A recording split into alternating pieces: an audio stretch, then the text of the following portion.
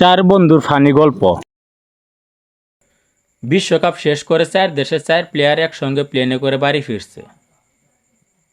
বাংলাদেশের সাকিব আল হাসান, ইন্ডিয়ার বিরাট কোহলি, পাকিস্তানের বাবর আজম আর সাউথ আফ্রিকার ডিকক।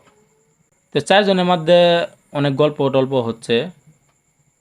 তো তার মধ্যে থেকে ডিকক বলে উঠল, এই তোরা কি জানিস আমাদের দেশে এমন একটা জঙ্গল আছে যা পৃথিবীর কোথাও নেই।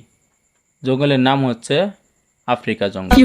তখন আবার ইন্ডিয়া বিরাট কোহলি বলতেছে, আরে রাখ, তোর জঙ্গলে খাওয়া আছে তাই না? আমাদের দেশে এমন একটা নদী আছে, সমস্ত পৃথিবীর লোক এসে এই নদীতে পূজা করে। এই নদীর নাম হচ্ছে গঙ্গা নদী। বাবর আজম আবার বলতেছে, যারে আরে রাখ তোর নদী, আমাদের দেশের যে পতাকাটা, এটা পৃথিবীর সবচেয়ে সুন্দর পতাকা। এত সুন্দর পতাকা পৃথিবীর আর কোথাও নাই।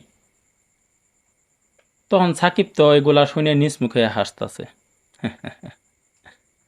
তো হাসার পর বিরাট কোহলি বলতেছে, কিরে ভাই, আমরা তো যার যার দেশকে নিয়ে একটা করে কিছু বললাম, তো তুইও বল তোর দেশে কি আছে।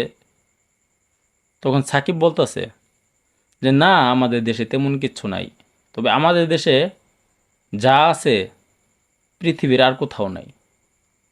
ডিকক বলতেছে, আরে তোদের দেশে কি আছে বল দেখি শুনি।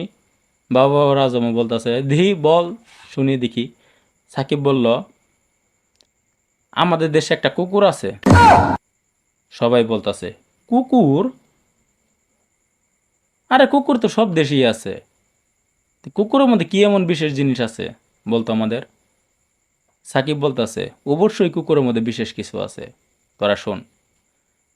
আমাদের দেশে একটা কুকুর আছে, এই কুকুরটা হাগে আফ্রিকার জঙ্গলে, ভারতের গঙ্গা নদীতে শুছে, আর পাকিস্তানের পতাকা দিয়ে মুছে।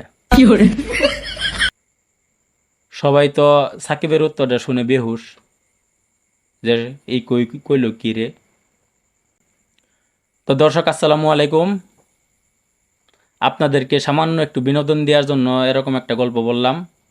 আমার গল্পটা যদি ভালো লেগে থাকে, আপনারা যদি সামান্য পরিমাণে একটু বিনোদন পেয়ে থাকেন, তাহলে অবশ্যই ফলো দিবেন এবং লাইক কমেন্ট করে শেয়ার করে দিবেন। ধন্যবাদ।